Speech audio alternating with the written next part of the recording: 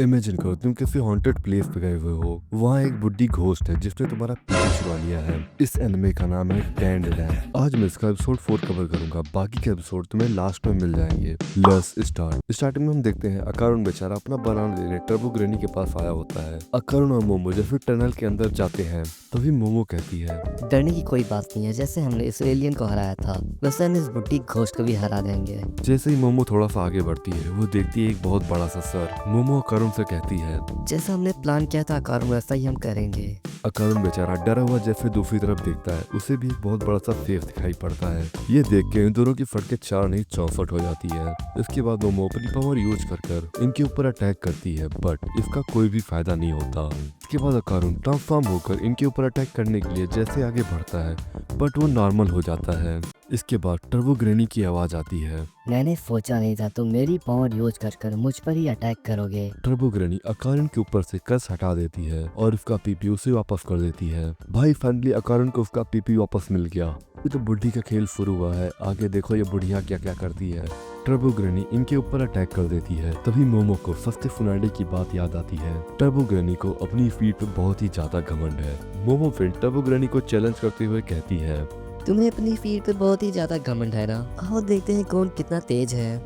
तभी turbo granny कहती है, मुझे पता है मैं कभी भी हारने वाली नहीं, बट रूल क्या होगी और अपनी फ्लाइंग क्या है बताओ मुझे। मोमो कहती है अपनी फ्लाइंग नहीं है। बस तुम्हें हमें पकड़ के दिखाना है। इससे पहले हम भागना शुरू करें तुम्हें 10 मिनट तक काउंटिंग करनी होगी। टर्बो ग्रैनी ये चैलेंज एक्सेप्ट कर लेती है। मोमो का यह प्लान होता है, ग्रैनी 10 मिनट तक काउंटिंग करेगी और ये दोनों भागकर सिटी के बाहर चले जाएंगे। बट टर्बो ग्रैनी इनके प्लान पे मुंह से देती है। टर्बो ग्रैनी ऐसे काउंटिंग करती है, 1 मिनट, 2 मिनट, 10 मिनट और जाकर मोमो को पकड़ लेती है। इसके बाद टर्बो ग्रैनी अकारुन से कहती है, अब मैं तुम्हारे लिए 10 मिनट काउंट कर रही हूँ, तुम जहाँ तक भाग सकते हो भागो। अकारुन कहता है, ये तुम तो गलत तरीके से काउंट कर रही हो। तभी टर्बो ग्रैनी कहती है, ये किसी ने बताया नहीं था कि मुझे कैसे काउंटिंग करनी है। और वो काउंटिंग करने लगती है। टर्बो ग्रैनी जैसे ही अकारुन को पकड़ती है, अकारुन टर्बो ग्रैनी से बचने के लिए उसके पॉम पे काट लेता है। बेचारी टर्बो ग्रैनी दर्द ही हमारा चिल्ला रही होती है। टर्बो ग्रैनी ने इसका पीपी चुराया, इसने उसके पॉम पे काट लिया। अब हिसाब बराबर हो गया। टर्बो ग्रैनी अकारुन से बचने के लिए अकारुन के अंदर ही घुस जाती है, पर टर्बो ग्रैनी जब अकारुन के अंदर से बाहर आने की कोशिश करती है वो आ ही नहीं पाती है। मोमो ने उसे अकारुन के अंदर ही ट्रैप कर लिया था। इसके बाद टर्बो ग्रैनी अपने इफ्रिट बॉन्ड को हेल्प के लिए बुलाने लगती है। इफ्रिट बॉन्ड अकारुन और मोमो का पीछा करने लगती है। इफ्रिट अकारुन और मोमो को दूसरी तरफ ढूंढ रहा होता है। टर्बो ग्रैनी उसे अपने पास बुलाने लगती है और इफ्रिट मोमो और अकारुन के ऊपर अटैक कर देती है। अकारुन ट्रांसफॉर्म होकर मोमो को अपने हाथ में उठा के यहाँ से भाग रहा होता है और मोमो को लेकर फिटी के अंदर जंप कर देता है। इनका पीछा करते हुए इफ्रिट भी फिटी के अंदर आ जाता है। ये दोनों उससे बच के भाग रहे होते हैं और भागते भागते एक होटल के या ऑनसन के अंदर चले जाते हैं। मोमो स्पिरिट को वाटर में फंसा के मार देती है। फिर इन दोनों जब होटल के बाहर आते हैं तो इनका पीछा ढेर सारे लोग करने लगते हैं। टर्बो ग्रैनी ने सिटी के बाहर कब्रिस्तान से हेल्प मांगी होती है। ये सब मुर्दे होते हैं जो कि लोगों के बॉडी का यूज कर रहे होते हैं। टर्बो ग्रैनी कहती है, तुम लोग अब मुझसे बचकर भाग नहीं पाओगे। मोमो अकारुन से कहती है, अकारुन अब तुम अपने बम का जोर लगाओ और सिटी से बाहर की तरफ भागो।